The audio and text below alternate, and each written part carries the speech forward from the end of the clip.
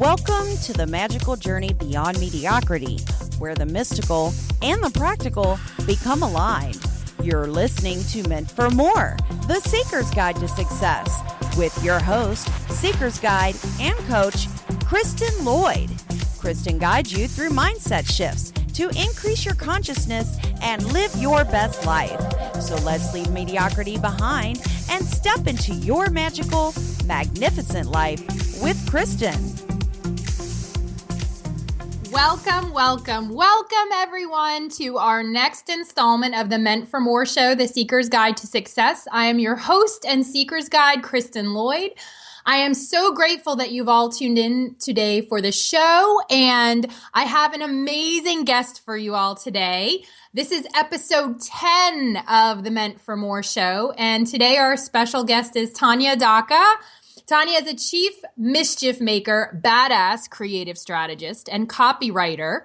She is slinging hot ink for kick-ass businesses across the web. Welcome, Tania, to the show. Thank you, ma'am. I am so excited to finally sit down with you. I know, it's been way too long. I love Tania because she's got a straight up, no nonsense attitude and demeanor about her, and I just love that about you. You are like no holds barred, take no shit. Well, I don't really know any other way to be. I mean, I know everybody calls. I'm 100 proof for a reason, I guess. No, I love it. And I think that straight up is really such an advantage for writing copy. And I know that's what you do, but I want to hear a little bit more about your history because everyone's journey to more is different. And I don't think copywriters are born, they're made, right? So tell me a little bit about your journey. Well, I mean, I don't know how different it is from everybody else's. I started out just wanting to make some side money and trying to stay sane as a stay-at-home mom of 3 stair-step children who, were far more energetic and smart than I am. So it was just a survival thing, and it ended up blowing up from a side gig to a freaking humbling and I don't know what to call it, career. So it's been a storm really from the beginning, and it's one that I'm really grateful for. That's awesome. So you started off as a stay-at-home mom, and I know that there's a family business that you run, right? Mm-hmm. So the copy, how did it just start with creativity or just a yearning for, okay, these kids are driving me nuts? Because I know that's what it was. That's how I would be, right? That's what it was. I'm not a mom. I don't know how I ended up with 3 beautiful and, wonderful kids, but I'm just not that, little Debbie, not little Debbie. What's her name? Let's make some cakes. Yeah, right. I forgot what her fucking name is.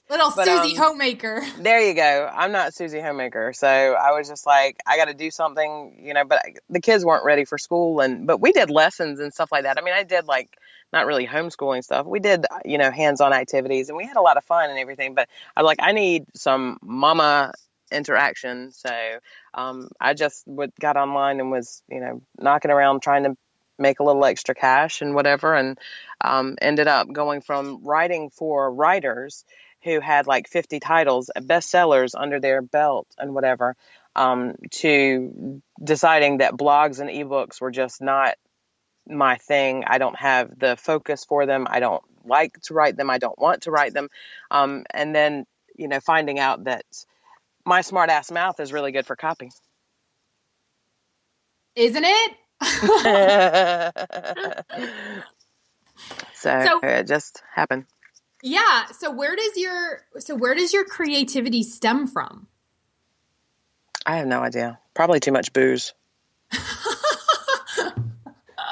When you sit down to write, where do you get your inspiration? Usually music, honestly. I get a lot from things I hear and read or whatever, but when I'm writing for clients and whatnot, I put on the music that I identify with them as well as the music that they identify with, because that's one of the questions on my questionnaire is, what music lights your soul on fire, because everybody's got something that, not everybody, but those aren't the people I work for anyway. So, and I put on those tracks and I'll listen to them and just kind of let the words come from that rhythm. You ever have a client that likes Mozart or Chopin? I do actually. I do. And I've put some of that on. I had to go digging for it too. I can't remember what it was, but there was and it's literally called Slow Sad Piano Instrumental or something like that. And it's got a dude in cowboy boots walking away from the screen into the sunset. I have no idea where it came from. I have no idea what it's for, but I put that on and write for those people. That's It's hilarious. awesome. Mm-hmm. So, but you still get inspired by that slow. I mean, I love Absolutely. classical, but it's snoozy, right? Yeah. Wow. No, it's not really snoozy. I mean, that's a kind of a whole body experience too, just in a different way. Right. So, why do you love copywriting? It's short. Okay. It allows, and it's powerful. I'm what people call overboard. I do everything overboard. I don't do anything normal. And so copyright, right? And did you see that video? Is that why you said that? No, I haven't seen any video.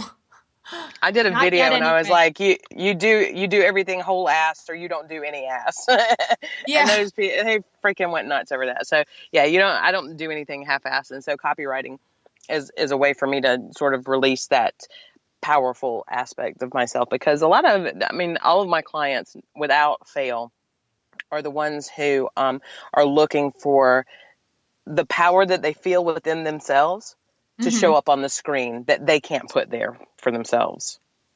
Right. And that seems to be an industry-wide issue. And I know that not just with coaches but I think anybody opening a small business, they want to pack a punch for their clients, their customers, their consumers, and you really have to be bold with the language, because if the language is not bold, you're not really attracting the clients. Exactly. Because you can't, people are attracted to emotion, and emotion comes from those really fiery places that bold and random and rageful come from. So, that's spot on. Were you always a writer? I was not. I think I did journaling and stuff when I was in high school, and I always had I'm crazy. I'm just, and it's a place to put the crazy out. So I've been a writer, but not like for anybody else. It was always just for myself. So you stopped hiding the crazy and you brought it out. I don't know. I still hide some of it now. If I didn't hide some of it, you guys would be like, "What the fuck is wrong with you?" Yeah, you could ask Danielle about that.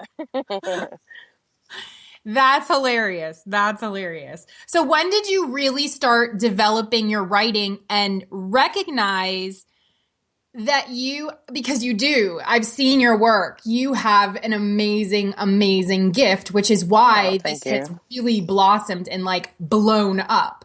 So when did you recognize, was it just like, oh shit, people are hiring me? Or was there something else behind there that you recognized, okay, I can do something more with this? Everybody, when I started out in those little mom groups, they were like, "Oh, your writing is so good. Your writing is so good. And you should try online stuff." And so after fighting for gigs and stuff, when you start out, because who doesn't start out on Odesk? I don't know if you probably don't have this background, but Fiverr, Odesk, right? Yeah, everybody starts out on Fiverr and Odesk, and it's like, this is bullshit. And because I don't even know when, but I guess maybe it's just my ego said that I don't have time for this shit. So I ended up winning a scholarship to a course with a top copywriter. Her name is James. That's how cool she is, and she's from Canada. How interesting! Yeah, Men with Pens is her website. But I won that scholarship, and she was like, "This is really good stuff," and she just sort of encouraged me, I guess, because I never really had a whole lot of confidence in what I wrote until probably James's influence on my work. And then I kind of just took her bait and ran with it. And everybody else is regretting it since. That's awesome. So you were in all these mom groups, but you're very, Not mom. well, no, I was going to say like, the image I think that we have of mom is like sometimes, I mean, at least when I think of mom groups, I think of stay-at-home moms who are like, don't curse, don't Exactly. don't say anything bad. And so even in using that tone, so I'm thinking like you who sold like bold and brazen, and how did you make it in those mom groups? Well, I wasn't always like this. I was scared to be like this. I was in my little shell, in my little world. I just I did what people thought I should do, and I said what people thought I should say. And I mean, those groups never really resonated with me, but, I was in there and this is Cafe Mom. I don't know how big Cafe Mom is now, but, Oh, I remember that. yeah. And you go there, you get advice and you do whatever, but I was never one to hang out with these women and whatever. I'm just my kid is eating glue. I need to know, is this normal? So, it was just like a resource thing for that. You're so hilarious. Yeah, it was a bad thing, but, but it wasn't until probably 2013 that I just said, you know what? I'm done. I really don't give a shit anymore. I'm just going to be me and whatever. I mean, I've never been a girly girl. I like to get my nails done. I like to do my hair, but I'm not whatever. Prissy and prim and proper. And yeah. I ride a motorcycle. So yeah, I'm not prissy and prim and proper. And so I just was like, I'm done. I'm not even going to try be her anymore. Mm-hmm. So, what started to change for you when you really started showing up as yourself? That's when the money showed up. After I just took the gloves off and said, fuck this shit. And I did my thing my way, and I didn't look for people to guide me. I just kind of did it on my own. That's when clients started coming out of nowhere. And a lot of it had to do with a course that I took with Chris Brogan, and Brave New Year, I think is what it was called at the time. And it was just, it was just all about coming out of that shell and just letting yourself be who you are, kind of thing. And then I met the right people as well. And that makes a lot of difference. You can't hide. And sorry, it doesn't matter if you're showing up, but if you're not connecting with the right people, the people that, do want to pay you for your shit, it's not going to do you any good. What was instrumental in you, quote unquote, coming out as you? You actually really just being who you are and not putting that mask on, or not putting on that, I don't think that anybody intentionally is fake. You know what I mean? I think it's more like a self-protection mechanism, because you're supposed to quote unquote fit in and quote unquote be normal. It's a need for acceptance is what it is. Need for acceptance, I mean, everybody has a need for acceptance. And so I think, that's where a lot of that stems from, is just they want everybody to like them. They want everybody to love them. So they do how people want them to do. But what changed for me was what changes a lot of people. I mean, anytime you witness death, and you are a part of a death, it's just an awakening. I mean, it's just like something literally leaves you when you see that happen, when you see somebody's, I don't even know what the right word is.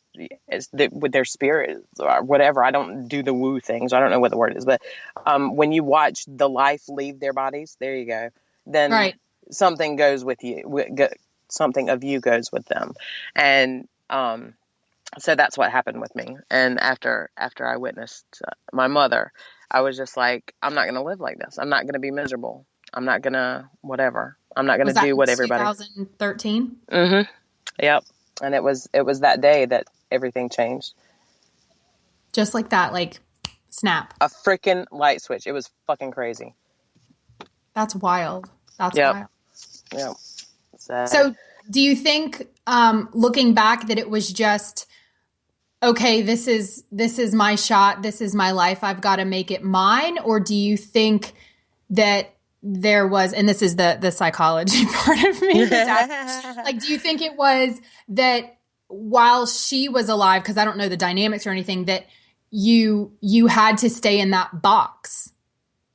Interesting. No, I know that's not it. Because she and I were always very conflicted. I was going to say conflict oriented, but I don't think that's right. She and I always butted heads about everything, and nothing I ever did was the way she would have done it.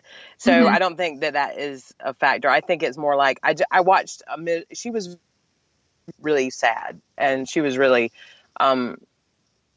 she was had gone through her own pent up stuff. and whatever. She went through her own battles, and I watched her do it, and I'm like, I'm not doing that. I'm not going to do what she did, and I'm not going to follow in her footsteps. Not because I don't love her. I love her, but I don't want to repeat history. Right. Right. And that's a huge, especially if it's not a good one. Right. Exactly. So pretty much you kind of learned from her mistakes, which not everybody does. People tend to make their own, but that's amazing that that shifted for you. So when that happened, did you go through a period of grieving? I mean, obviously, but I mean, what was the transition of, okay, this is my life and I'm going to live it, and this is who I am, and if people don't like me, fuck it. Oh, it's still a war zone. So, it's just, I don't know. I think it was gradual at first, and eventually it started with the changing of my business name. Mm-hmm. What was it before?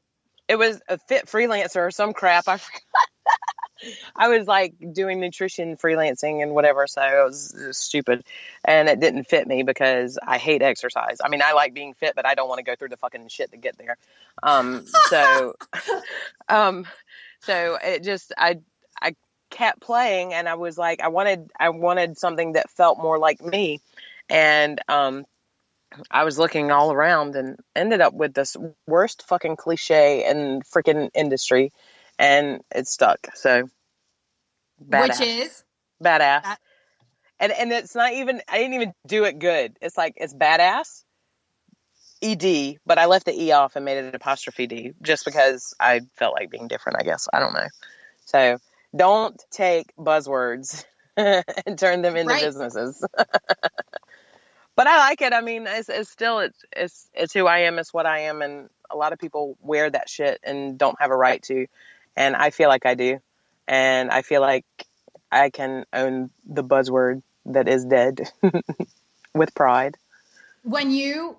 How would you classify yourself as a badass? What is a badass? Maybe not how would you classify, but like, you're okay. Like, why would you ask me this? No, I have a theory. Okay. First of all, badass, when people think badass, they think, leather jackets, knives, guns, balls to the wall fuckers that just do whatever the fuck they want to do.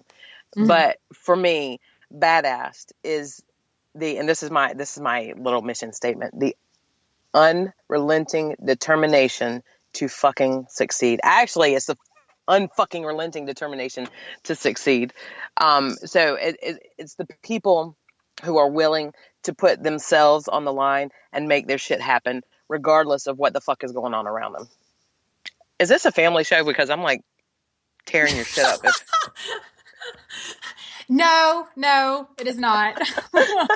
I mean, I'm sure families listen. Well, not families, but I'm sure people who have families listen. But no, we can say anything. We can say anything Good. we want. I guess you knew that when you asked me to come up here anyway. I did. I mean, we're not Susie homemakers over here. We're not, wearing the apron and back in the 50s. Although some of our families think we are. Some of our families, maybe.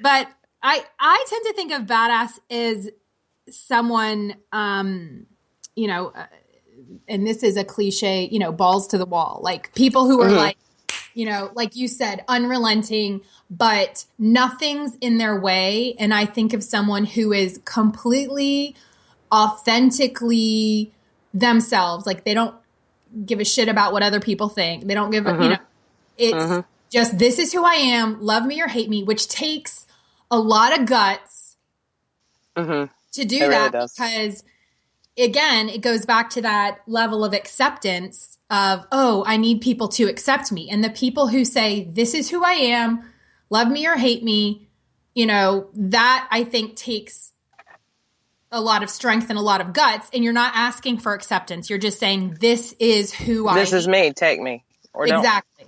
don't.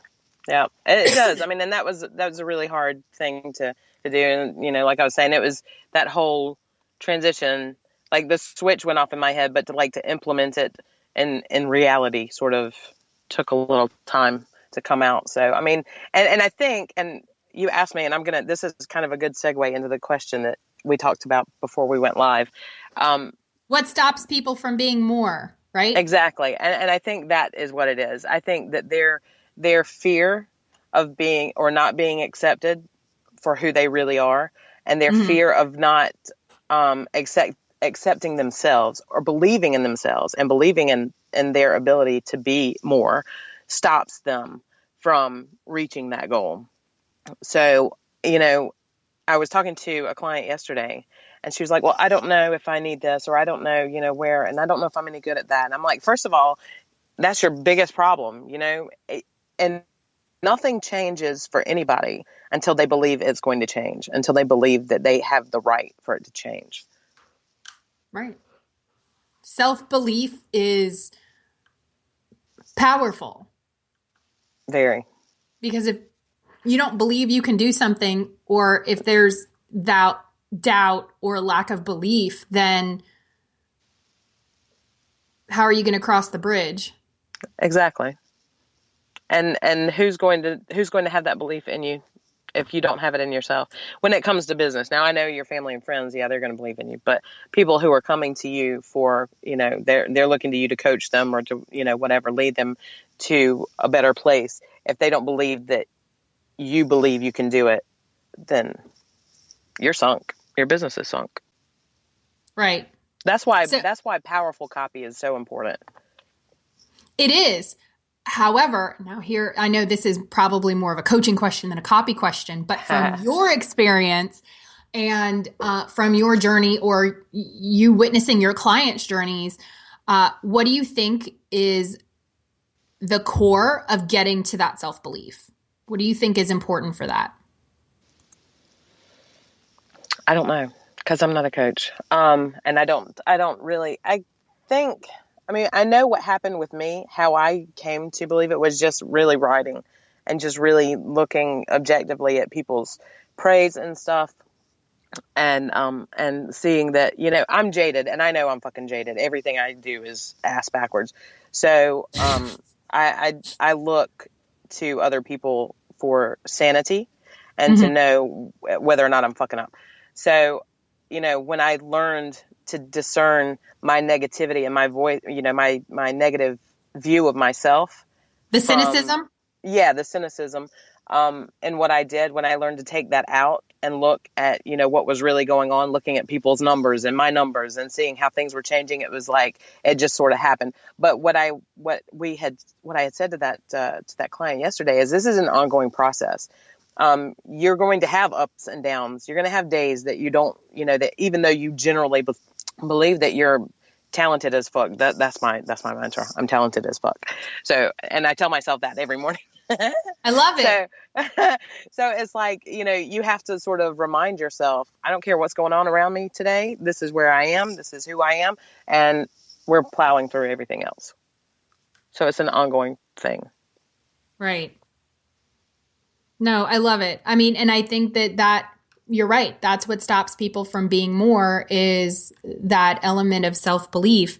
And I definitely think it's a journey. It's part of that seeking, you know, I call it seeking. So, which I kind of developed the 11 C's, you know, the courage and clarity. I think that without clarity, sometimes it's hard to get the courage because if you don't know what you're going after, you tend not to go after anything. Exactly. That is an excellent point. Clarity is so important. So knowing what you want and then having the courage to go after it are kind of, and the confidence, but the confidence also comes from that self-belief that you can achieve it. Not just that you want it, but that the belief that you can have it. I think it's more, I would even go like beyond that. I think that there can't be a doubt that you can. I think it has to be like woven within your cells, this belief that it is yours and that it's your right to have it. Not that you can have it if you really work hard or whatever, but it's yours. You want it, it's yours. Right. No other. And I'm like about to throw Arabic words now. You're about to do what? I'm sitting here talking to you and I was about to throw Arabic words out. Why, so in copywriting, why does standing above the noise matter so much? And what do you mean by noise? Because I think for our listeners, we have listeners who are business owners and some that are non-business owners. So in terms of copywriting, basically writing for the web content, what noise is there out there and why is standing above the noise so important? If you've ever scrolled through your Facebook feed, right, you've seen 95 posts that all sound very similar. And the noise is everybody competing for attention, everybody saying the same thing, everybody trying to fight and win the most customers and whatever. And I don't care what they tell you. They can say, oh, there's no competition. And that's bullshit. Okay, there's competition. And it's not that you're in competition. Maybe you're not in competition with anybody else in your industry, but you're in competition with either yourself or, whatever. So there is competition. Otherwise, everybody shut up and sit down and just wait for people to come to them. So, but the noise is all the nonsense that distracts the prospects that are out there looking for the right coach and whatever. And the reason that you have to stand above that is because if you don't, you're just blending into it. I mean, white noise is white noise and you will just become a part of the static. But if you want those prospects to pay attention, you want your customers to pay attention, you want to catch their eye, but you want to catch their hearts even more than you want to catch their eye. You have to sound different. You have to sound confident. You have to sound authoritative. You have to say things that aren't already being said, or say the same thing, but say it in a different fucking way. I'm so tired of, do you want, or can you imagine, or blah, blah, blah. And I'm like, shut the fuck up and get off Facebook. I mean, so you have to be different. You have to, and they have to feel when people read your words, they have to feel the authenticity. They have to feel the sincerity. They have to feel that, you're not out there just jacking around and whatever. So, there's a whole profit margin that comes with being different. Right. And there's a lot more passion, that comes from being different versus, can you imagine? Right. Right. It's like, I mean, I know that there are newbies out there and they just start out and just go with the flow. And I mean, I've lost my tolerance for it. So it's a tough game to play but you got to play it smart. So clearly you speak through or to the voice of your clients, and you may have people from different industries or you may have people from similar industries. How do you really pull out their unique voice and continue to generate very original copy that's not some of this cookie cutter stuff? I spend time with them on the phone. We talk on Skype. We talk via email. I read their social posts. I read their websites. I read whatever I can find. I watch their videos on YouTube, and I dig into what really drives them.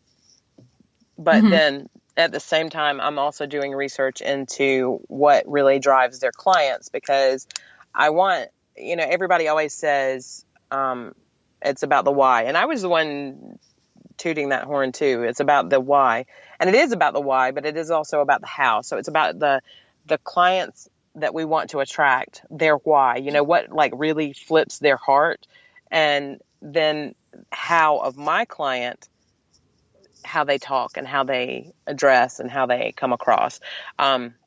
And I've had people come to me and they're like, I don't want to swear in my copy. I'm like, dude, I've never even fucking heard a swear word from you. Why would I put it in your copy? But, you know, so, but no, I mean, I'm kidding. I wouldn't really say that, but I mean, that's the thing. It's never me that I'm putting on the screen, but it's them and my belief in them. Right. If that makes any sense. Yeah. Yeah. And clearly it's speaking to their clients. So whatever, I guess their clients' why, that's what you really dig into, right? Yeah. Their clients' why and their how. Hmm. You know, how do they talk? How do they approach things? You know, what is their personality? How do they come across online? Mm-hmm. Mm-hmm. So I did a blog post the other day about the red hot client cocktail. Oh, I love it. That sounds awesome. What is your why? Or is that My very why? That is very deep. My why. What is my why? I can't not. I mean, I'm horribly competitive. I'm driven and I adore words and I adore changing businesses. And like people come to me and they have like this, we're here to blah, blah, blah, whatever on their website or, you know, and I turn around and it's like when I walk away from the project, they're like, oh my God, that is fucking amazing. And I'm like, see, I told you didn't swear. But That's but awesome. That's so awesome. but I mean, just to hear their their ecstasy in themselves. I mean, they see themselves completely different when they read what they put on their website. Through different eyes, apparently. Mm-hmm. Mm-hmm. So just to fucking make people happy. That's it. That's why. Well, and by making other people happy, that tends to make us happy too. Yeah. So, Yeah. All right, I want to talk a little bit more about copy, you know, because I think for some people who are in business or whether they're thinking about it. So when you look at a web page, you've got your home page, your about me, your sales page, and there can be other pages. What's the difference between a sales page with words and a sales page with copy? Copy is words on steroids. Copy is actually emotion, whereas words are just facts. They're just, oh, here, this is what you're going to get. This is what we're going to do. This is how we're going to do it. But copy says, you know, I feel your pain. I know what you're suffering with. I've been there. I've done that. This is how I solved it. This is how I'm going to help you solve it. I don't use the word help, but this is how you and I are going to solve it. And so when people read it, they're not reading a static story. They're being engaged and engulfed in a narrative that speaks to them. Which really generates I've got to have this. Exactly. Because without that emotion behind it, the wallets don't ever open. I mean, you can't sell with, oh, this is the best vacuum cleaner in the world. I don't give a shit. Tell me why. It sucks a lot of dirt. You know, you don't have to spend 15 hours vacuuming that same floor over and over again. Right. Right. You know? So it's replacing this is what you're going to get with more of a narrative, more of a story. Yes. And an understanding that they know where you're coming from. Right. And it's basically a very, very short movie on your page. But it's really like good book. Storytelling. Yeah. Well, that's what movies are. Movies are storytelling. And when you read a book, when you sit down to watch a movie, your body and your mind become engaged in that story. And that's what copy does. It gets all of you involved in it. And that standing above the noise thing is saying things in a different way. So, you know, I can crank out emotion, but I can do it the same way on, you know, every website. But that's not standing above the noise. That's not going to give you any benefit. I need for you to be different.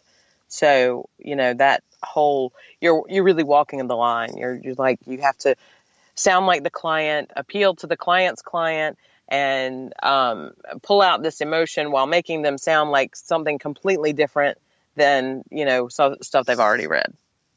So it's a balancing act. Have you had any clients that, like your own journey, you know, you were, the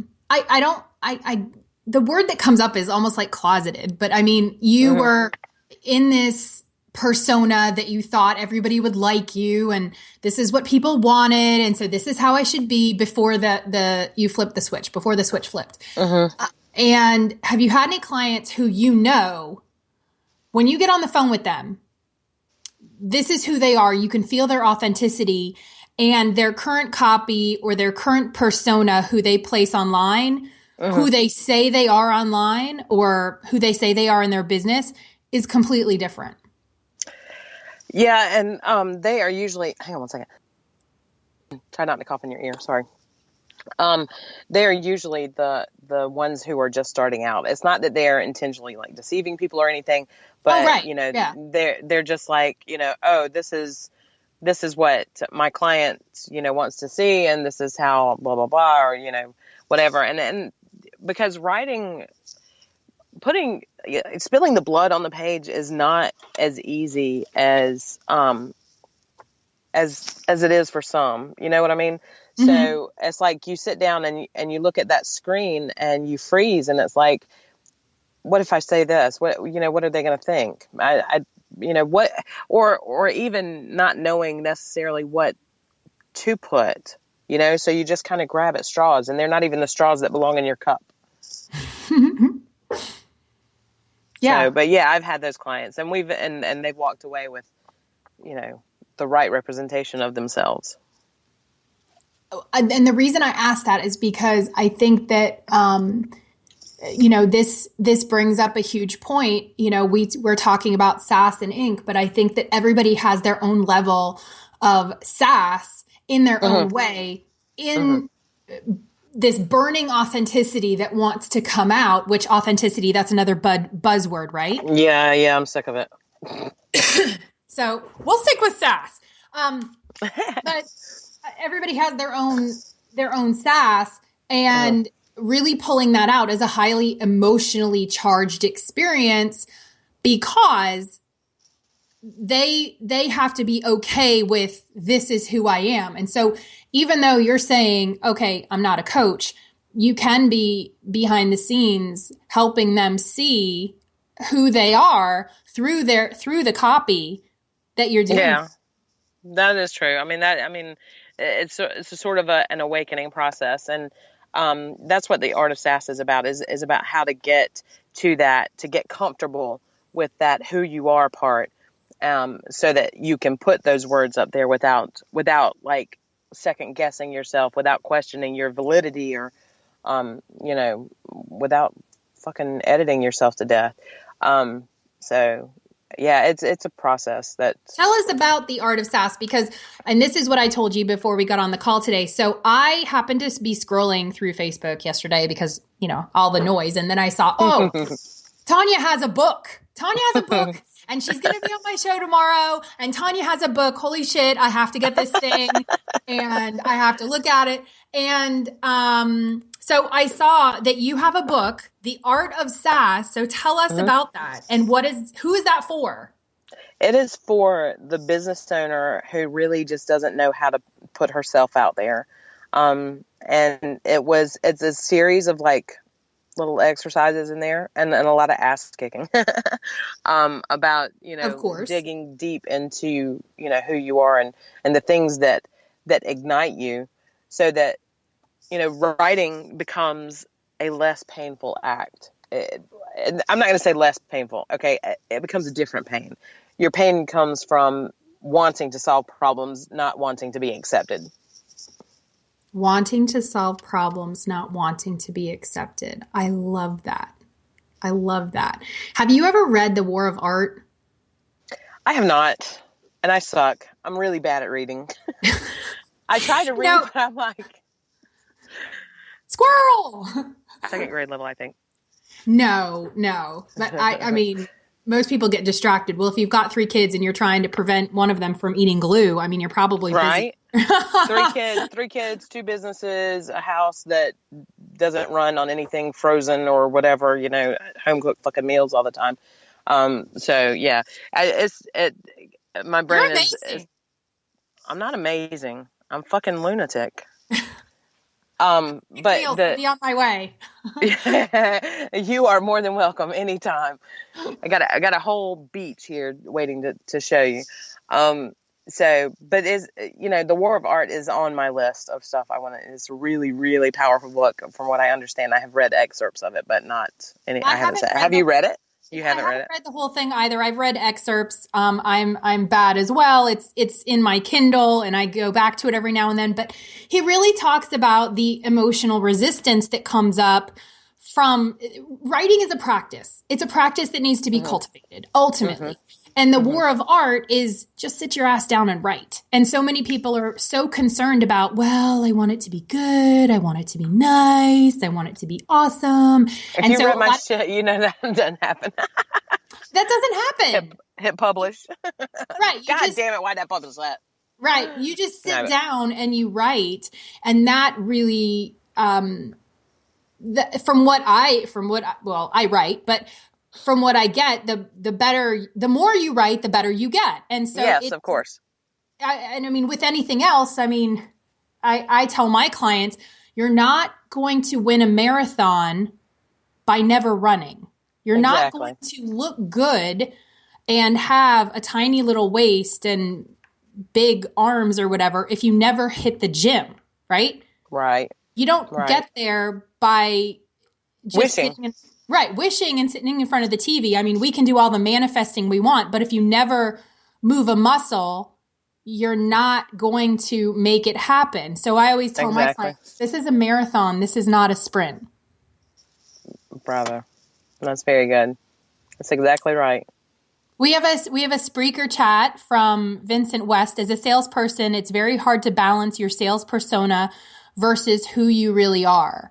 So that's interesting. That's really interesting.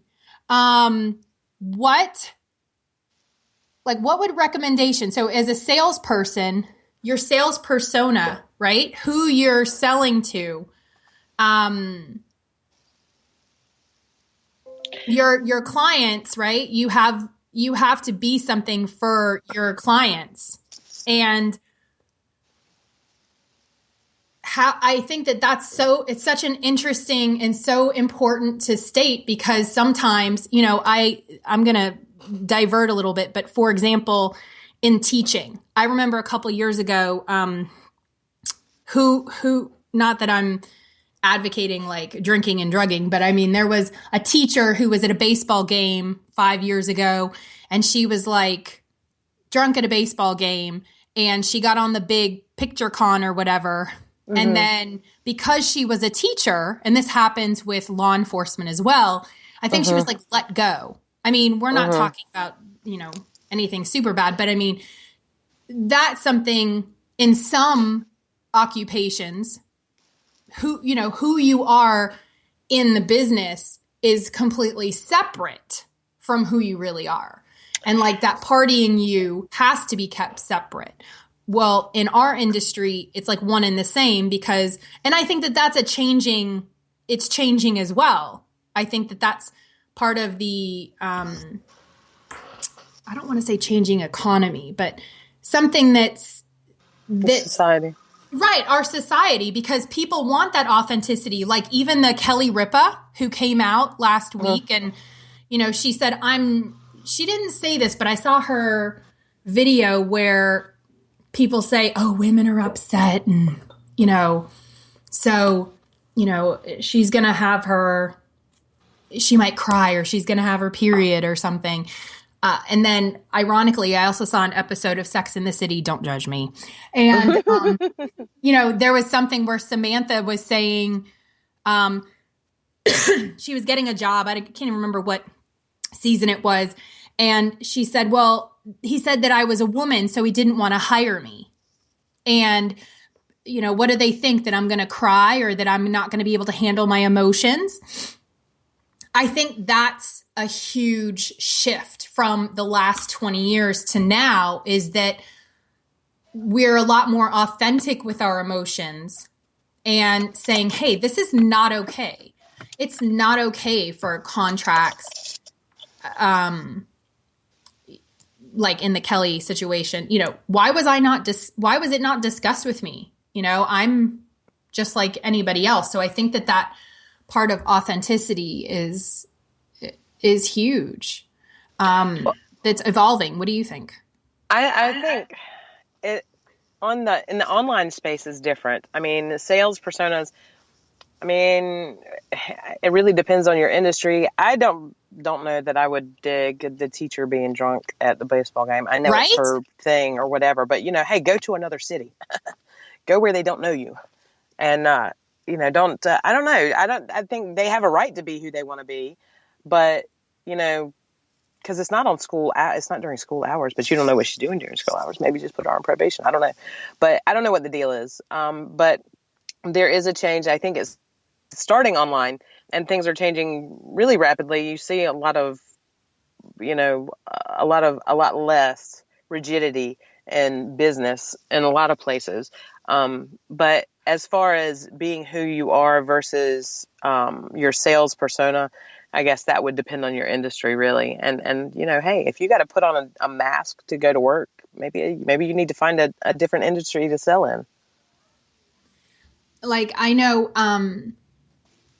if you're selling cars or if you're selling homes, even pharmaceuticals, right? Pharmaceutical sales, you have to probably put on a mask to cater to doctors. Right. That's what I'm saying. If you don't like that, if I see, there's a difference between some people. There isn't a mask. So they really are like that. They really are that rigid professional, whatever.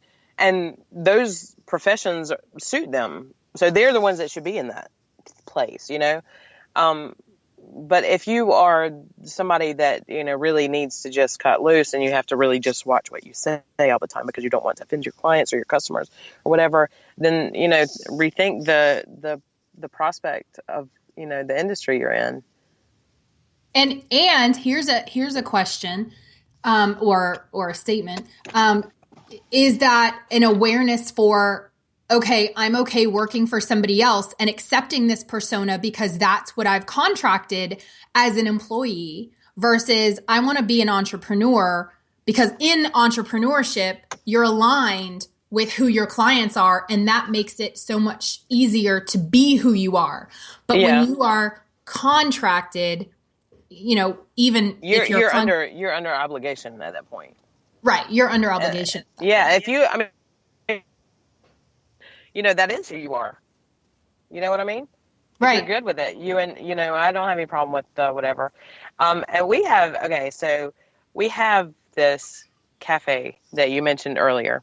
I am not a hospitality person. That's my your husband, family business. Yeah, he's the hospitality man, and I have to literally, put on a mask, put my tongue in my face and just staple it there, and put the big Joker smile on when I go in. I have resting bitch face. I was born this way. That's hilarious. And so to work at the cafe is not a fun experience. It's not something I say that hey, I'm enjoying this, whatever, because it is a place that I feel like I can't just be me. I can't put on Parkway Drive and let people go smoke hookah. So, it's a necessity though. So sometimes you really just can't avoid it. Right. And it depends on the business. Exactly. Because it depends on the clients. Yeah. It depends on the clients. And that, I think, and thank you, Vincent, for submitting that chat. I think it's so important because that brings up a great point. Even with you, Like even with you're split. Because at the cafe, you put on your persona, you put on your smile, and you go in there catering to those clients, and you are fully authentically you in your own business when you're writing copy and like don't give a fuck. Exactly. I mean, if the cafe were fully mine and I just, was like whatever, then it would be different. But I don't. That industry is not my industry, and so I can't possibly go in there and think that I could do it, right and whatever. So I leave that to the people that can, and big props to people that are successful in that whole thing and that do enjoy the constant smiling and the constant, catering to people. So, there are people that are really, really good at that and enjoy it and love it, so. Well, in the hospitality industry, that's one where you're not who you really are. You're catering to your clients. And exactly. So there are a lot of industries that I think, unless you're Dick's Last Resort. You're what? A resort? Unless you own Dick's Last Resort, you walk into that restaurant and they're insulting you from the time you walk in the door, and you know that going in. And they where's stay that? packed. Is that in Myrtle Beach? It's here. Yeah, it's here. And I have no desire to go and be insulted, because I'm going to punch somebody in the fucking face before I finish dinner. So I've never been, but I've heard, lots of stories about, what they do over there. So they don't run the traditional hospitality game. But see, so hats off to them. It can be done. You can be who you are. Yeah. Yeah. So I think that's so important to note, is that this whole idea of authenticity is emerging, but clearly not prevalent or present in all industries, at least not yet, because, and that's part of being in a job. Yeah. And I don't think it ever will be fully acceptable, everywhere anyway. I mean, there's just no way for it to be something that's so widely accepted that it's accepted in every whatever, because unless, hey, you're going to need out a lot of people from certain industries. I don't know. Right. Sorry, so, I got off on a tangent. No.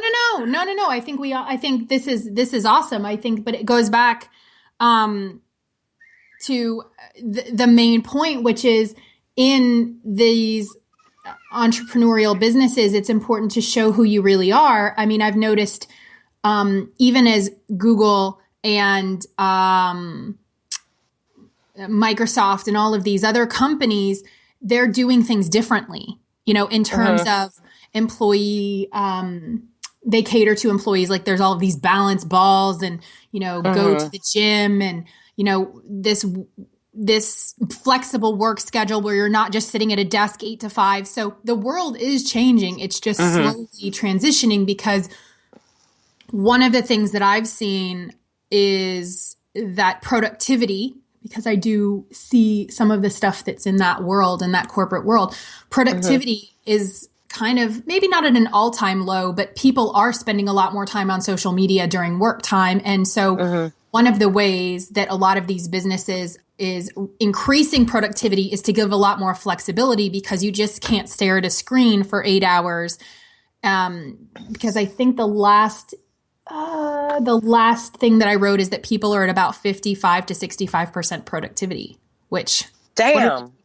What are they doing the rest of the 35 or 45% of the time? Mine is, what are you doing the other 65? The other 65%. I have like a 35% productivity rate. Oh, really? According to Rescue Time. You seem to be doing well. Yeah, but I haven't seen the top of the freaking pond yet. I'm still trying to swim. So tell us about the new society that you've been building. I think I came up with a name for it finally this fucking morning. I think. I haven't heard yet from Danielle. I think she's still asleep. But is this have to do with the art of Sass, or is this something different? This is all of my stuff is, and this is really important for you and everybody else. And I told you this the other day, and I'm going to say it out loud. But once this is all part of my mission. Okay, this is my your why, your mission. Fucking lack of a better word, yeah. My why, my mission statement, whatever, is becoming unfucking relenting and succeeding, this is all part of that picture. So everything I do is under that umbrella, the art of Sass. And now for the first time ever, I guess we're going to call it, I guess we're going to play. I don't know if I want to say before Danielle says yes or no, but it's going to be a place, or it is a place. We've got our beta testers in line and getting them situated now, where businesses who are playing at a sophomore level are going to jump to junior and senior level. So this is about digging into who you are, why you do what you do, who you do it for, where they are, and finding ways to reach them. So it's kind of a strategy society. And I'm going to be doing copy reviews and leading people and presenting themselves in a stand above the noise fashion with their full on sass and, mastering that art and being who they are online and making a shit ton of money doing it. Yeah. So there's going to be a whole gambit of stuff. I mean, we're going to cover everything from website copy, design and social copy versus, and even emails, how to send fucking emails and showing up completely. And it's going to be, this is like my society. And then I have this vision, and I think you might have heard me talk about it before, but back in January, I had this vision where I had like all my Diamond Evolution clients and my society chicks, and we were all like on a yacht partying for New Year's Eve, all celebrating the diamonds and shit that we bought over the course of the year with the success that we've had. So that's awesome. Yeah, it's not a membership thing. It's not a program. It's not a coaching. It's not a course. This is a club. This is an exclusive society for the balls to the wall bitches who know what they want. I love it. I love it. And I think other than you're just fucking awesome, I wanted to have you on because I think copy is something that can create a total mindfuck for us. Like, because it goes back to what you said earlier. What do I write? What do I say? What do they want to hear? And getting inside somebody else's, getting in our own heads can be an issue. I mean, that's why I got into therapy and then coaching, because people are like, what do I do? Where do I go? And there are many people who don't practice self-awareness. And if they're not practicing self-awareness, then it's hard for them to practice awareness for their clients. I mean, we're not selling widgets here, right? Nope, you're selling exactly. a service. And you're selling yourself. You're selling yourself, right? And what you can help somebody obtain and how they can change. And so it's really quite different than saying, here's this pretty necklace, $19.95 or $2,000, or you're not, even if you want to be, I'm going to equate this, even if you want to be a Tiffany's, right? Everybody knows what Tiffany's is. Yes. How do you market that without the product? So I think that is so important, because what you're doing is to that level. You're aligning with the ideal clients of these individuals, and that's what helps them to really make a greater impact. Yes. It's a game, and it's a fun game if you let it, and it has a whole lot of potential to change your fucking life. Right. Change your family's lives, your family's dynamics. This is what I love about copy. It's like I hand these women these words, they go out and they learn how to use them, and they learn how to bring people in. And what happens is they make more money, and then their kids are happy because they're happy, and then they get to go do more shit. It's like you're not fucking serving somebody dinner. You're changing a fucking family. Right. And the same thing with coaching. Okay, I'm shut up. No. It is the same thing with coaching. No. It's just like, I'm getting the TikTok. Where can people find you? Tania, where can people find you? I am at www.taniadakka.com, TANIADAKKA.com, and everywhere else. I'm on Instagram and Facebook and Twitter and everything. So come look me up. And your Twitter is? Tania Dakka. And on Facebook, basically, they can just type in your name and find you and follow you because you're just a badass. My Facebook page is TaniaDakka.5, I think. So, yeah, that's the business page. Awesome. I have a lot of fun over there, too. Awesome. I'm so glad that you said yes to me today. And I'm so glad you had me. Thank you. Yes, awesome. All right, everybody. And if you get a chance, please go to Amazon, The Art of Sass. I think for a limited time, it's what? It's only 99 cents. Yeah. I wanted it to be accessible. I don't want any excuses. Right. Get it. It's I haven't read it yet. I just got it last night. I'm excited to read it. Got a lot of good feedback on it, so hopefully everybody can master themselves. Awesome, Tania. Thank you for being here. And thank you, everybody, for listening. It's been another great show. To continue the conversation, hop on over to the Seekers group on Facebook, www.facebook.com/groups/The Seekers Path. Until next time, you are meant for more. Keep seeking, everybody. See you next week. Thanks for tuning in to Meant for More, the Seeker's Guide to Success. But the fun doesn't end here. Head over to KristenLloyd.com for your Seeker's Guide workbook filled with exercises to help you go from mediocre to magically magnificent.